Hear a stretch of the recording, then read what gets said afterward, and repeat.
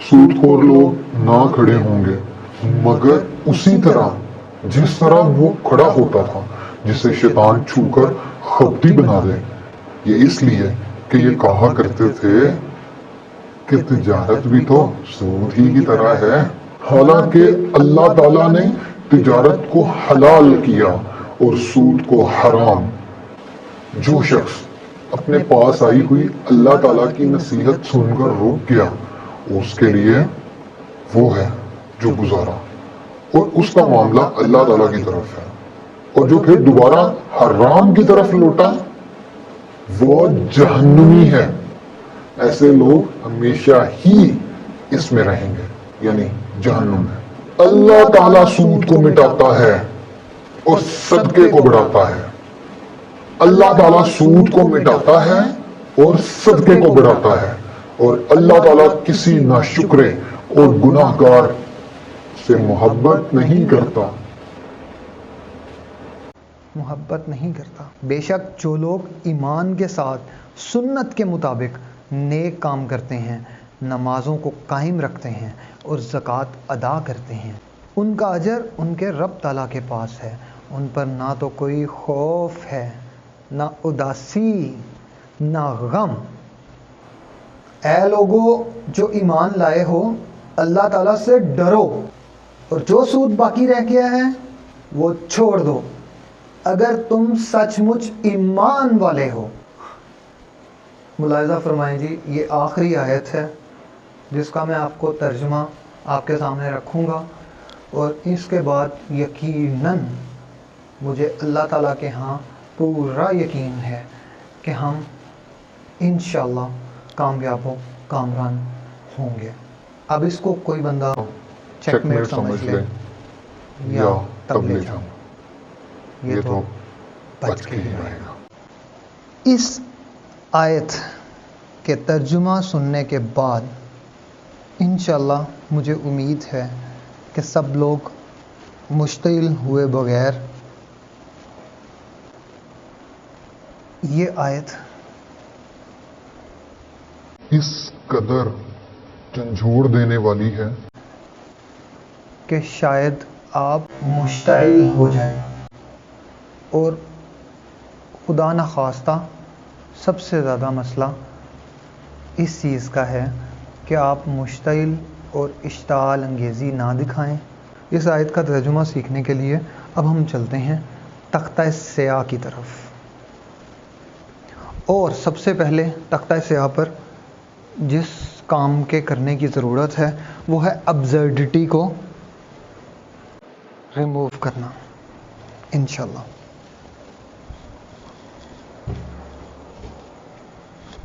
तो अभी हम सबसे पहले इस सारी अब्सर्डिटी को रिमूव करेंगे इंशाल्लाह,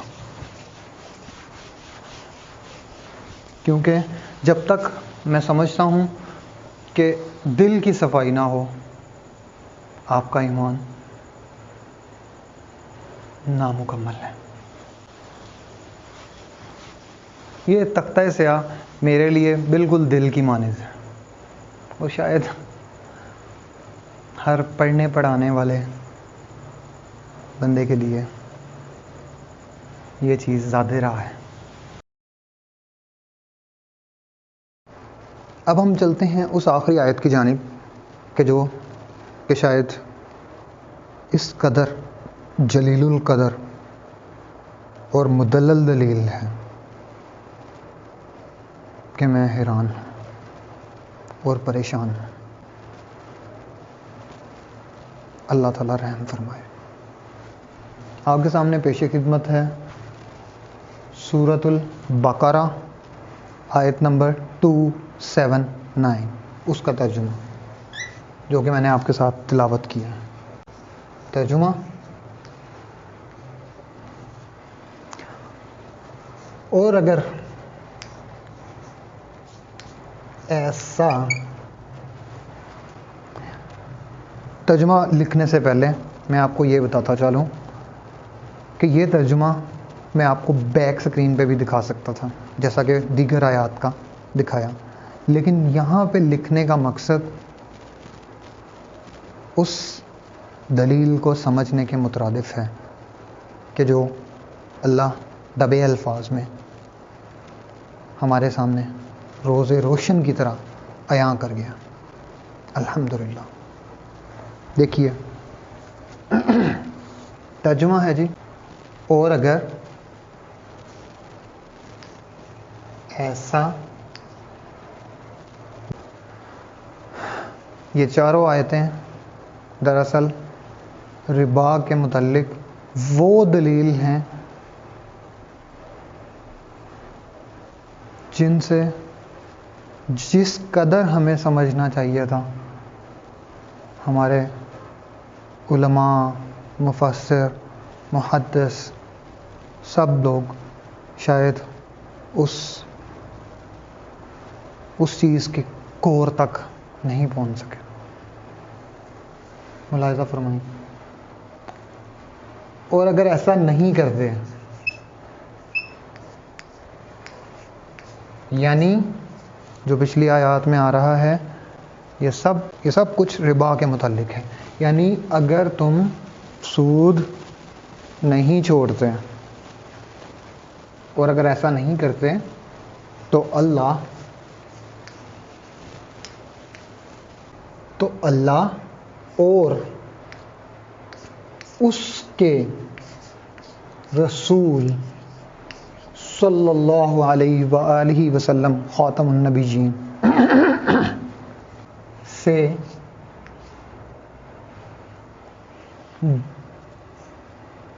जंग के लिए तैयार हो जाओ।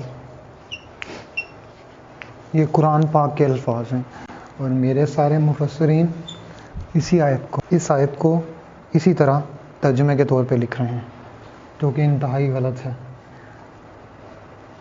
लेट्स सपोज मैं इसको भी एक दफ़ा मिटा देता हूँ क्योंकि मेरे से ये तो बर्दाश्त नहीं हो पाएगा। अब मैं आपको बीइंग अ स्ट्रेटेजिस्ट बताता हूँ कि मुझे इस आयत की समझ किस तरह आई। लेट्स सपोज आज हम वेरिएबल्स के साथ भी थोड़ा सा खेलेंगे, बताता हूँ थोड़ा सा एल्गोरिदम्स क्या होते हैं। लेट्स सपोज एक चीज़ है x, दूसरी चीज़ है y।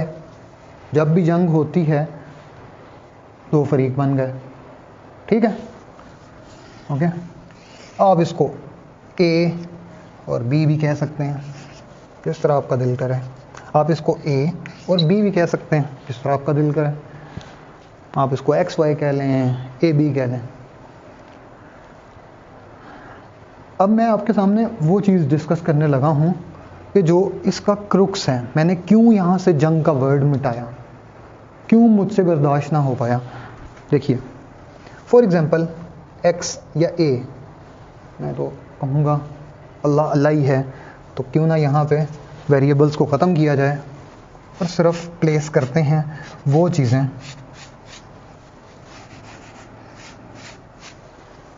जो असल हैं। अल्लाह और रसूलुल्लाह।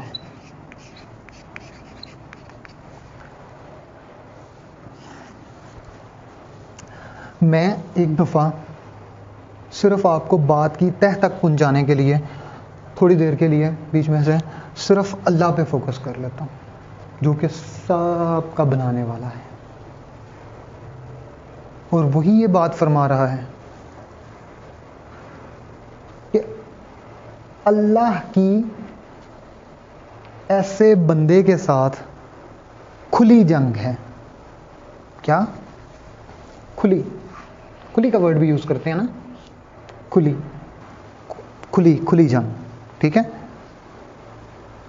ये खुली जंग, जब तक मैं इस खुली वर्ड के अंदर नहीं घुसा तब तक मैं नहीं समझ पाया कि हम कहाँ गेड़ा दे रहे हैं। लेकिन अब अल्हम्दुलिल्लाह मैं समझ चुका हूँ कि ये असल में वो बात है कि जिसकी वजह से सारे पाकिस्तान, बल्कि इवन सारी मुस्लिम उम्मा परेशान है कि गलती कहाँ हो रही है। और इंशाल्लाह वी वर्ड फिक्स इट इंशाल्लाह। एक साइड पे अल्लाह है दूसरी साइड, एक साइड पे क्रिएटर है, मध्य मुकाबला हो गया। शर्म, ये जंग का वर्ड लिखने से पहले शर्म से हम डूब क्यों नहीं मरे? क्यों क्यों क्यों मेरे पेन्स नहीं टूटे? क्यों मेरे कलम सिर्फ उसी वक्त टूटते हैं कि जब कोई बगावत होती है? क्यों टाइम पे नहीं टूटते हैं? जंग लिखोगे, मैं इसको आज करेक्ट कर रहा हूं इंशाल्लाह। इस वर्ड को ख़त्म करेंगे। वैसे तो हम बहुत अल्लाह और उसके रसूल के नाम लेवाएं। आ जाओ, हरीफ बनो।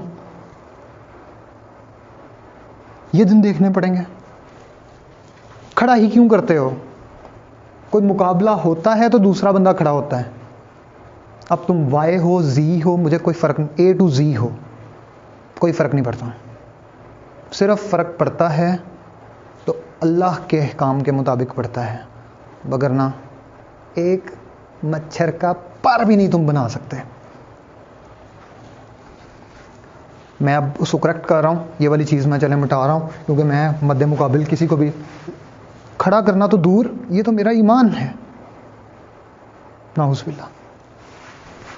अल्लाह और उसके रसूल सल्लल्लाहु अलैहि वसल्लम ख़ातमुन नबीयीन के साथ खुली शिकस्त के लिए तैयार हो जाओ। नबी के मानने वालों, रसूल के मानने वालों, कुरान पे यकीन रखने वालों, आंखें खोलो। अगर आज नहीं बोलोगे तो कब बोलोगे? मैं शोरश भी हूँ, कश्मीरी भी हूँ, मैं ज़मींदार नहीं हूँ, लेकिन ज़िम्मेदार ज़रूर हूँ। और ये जिस डगर पे हम चल पड़े हैं, we are totally misdirected, totally absurd, ridiculous. आयत को मुकम्मल करते हैं, उसके बाद बाकी बातें होती रहेंगी। आयत के पहले क्लॉज के बाद ये वाला हिस्सा तो वही सुना रहा है, अगले आने वाले क्लॉज में अगले आने वाले क्लॉज में इसी बात का सलूशन बताया गया। हाँ, अगर तुम,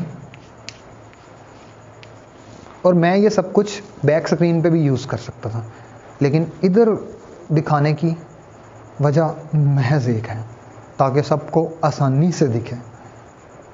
जो चाहे जितना मर्ज़ी सोशल मीडिया यूज़ करते हैं या नहीं, सबको देखने में आसानी पेश आए। सब मेरे बुज़ुर्ग हैं, सब मेरे उस्ताद हैं। मैं एक ला यानी तालिब इल्म। हाँ, अगर तुम तौबा कर लो तो तुम्हारा असल माल तुम्हारा ही है।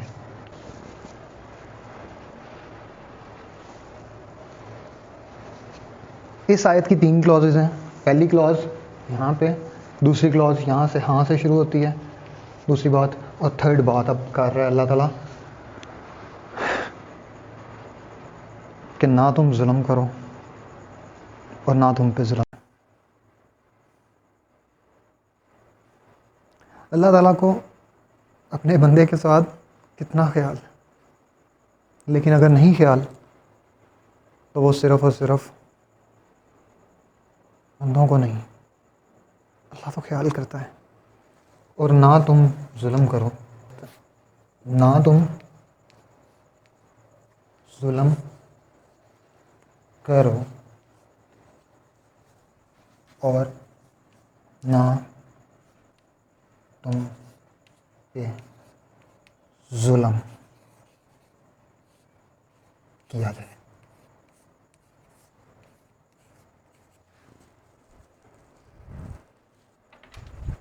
ये तो थी जी कुरान पाक की अंदर से सूरत नंबर 2 सूरह बकरा आयत नंबर 279। मैं आप लोगों के सामने दोबारा से कह देता हूँ, ये जो मैंने मेरे जहन के मुताबिक जितनी समझ आई, अल्लाह ताला बेहतर जानने वाला है। तर्जुमा, और अगर ऐसा नहीं करते, यानी तुम सूद लेना देना, सूद की लेन देन बंद नहीं करते, तो अल्लाह ताला और उसके रसूल सल्लल्लाहु अलैहि वसल्लम के साथ खुली शिकस्त के लिए तैयार हो जाओ।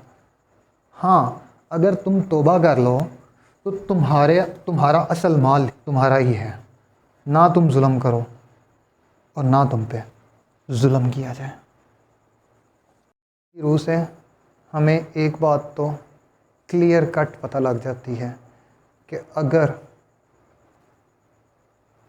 वो अब चाहे पाकिस्तानी फ़ौज हो या किसी भी 57 टोटल जितने भी मुस्लिम कंट्रीज़ हैं उनमें से किसी की भी फ़ौज हो, अगर वो सूद के पैसों पर जंगी सामान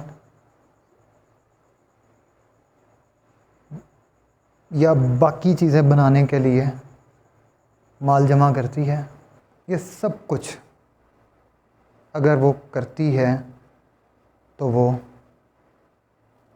किससे लड़ने के लिए कर रही है? बस इस बात का उलमा मुझे जवाब दें कि क्या हम अल्लाह और उसके रसूल से जंग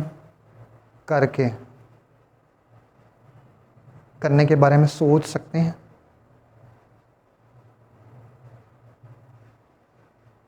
हम सोच रहे हैं, हम नहीं हट रहे, हम जुल्म कर रहे हैं, हम मज़लूम नहीं हैं। मैं ये मान नहीं सकता कि हम मज़लूम हैं। आए, मुझे बखूबी इल्म है कि इस सारी तकरीर, इसको आप कह लें मुबाहिसा कह लें या तस्हीह की एक नादान सी कोशिश कह लें, इस सारे का मकसद सिर्फ़ और सिर्फ एक है, इश्तिआल फैलाना इसका मकसद नहीं है, अलर्ट करना इसका मकसद है। अगर कोई नादानी में ये गलती कर रहा है तो वो तौबा कर ले, फिर ना कहना कि देर हो गई। लेकिन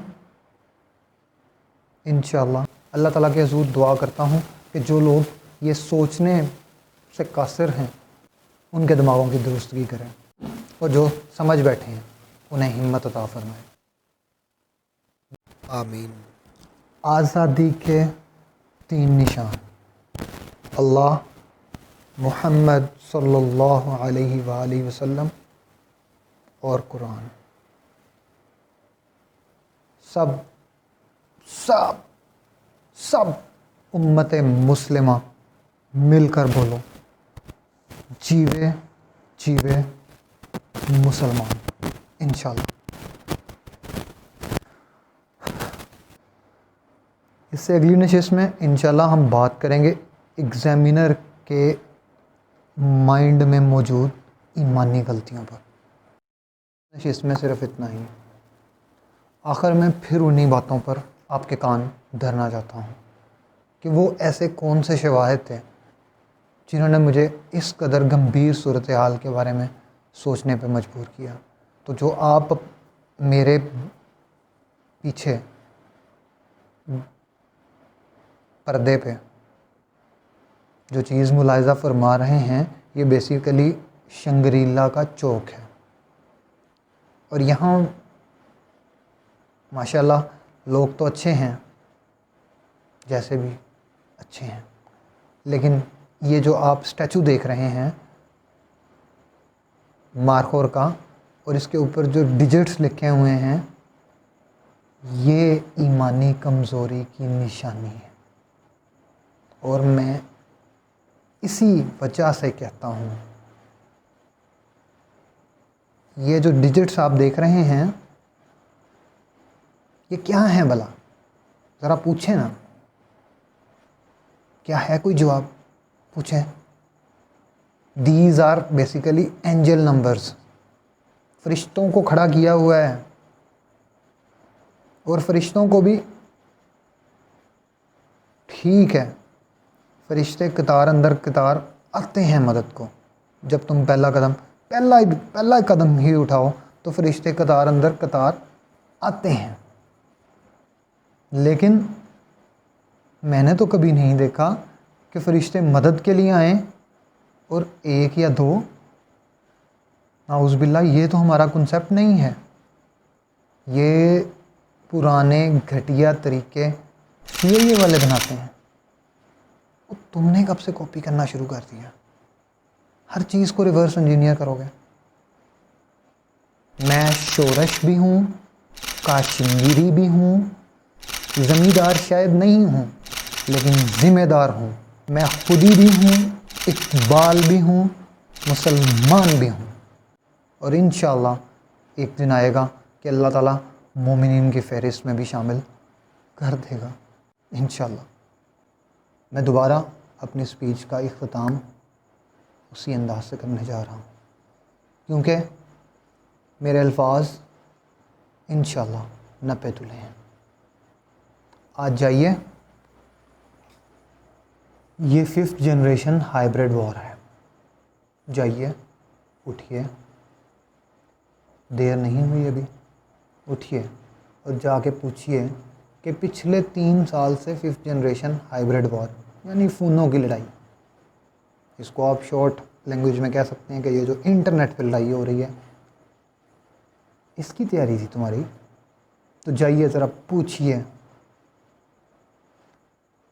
कि क्या आपने कुरानी सेंसर बोर्ड को इम्प्लीमेंट किया, क्योंकि इस जगह पे फ़बी आला रब्बिकुमा तुकज़्ज़िबान, कलम बन गया है खुदा की ज़ुबान, कलम बन गया है खुदा की ज़ुबान।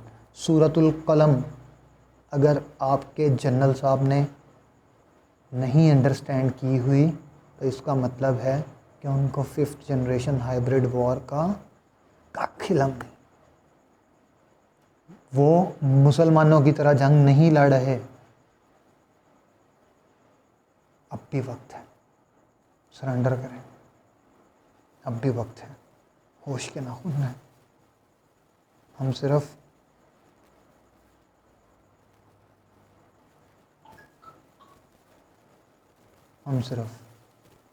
गवाह बना सकते हैं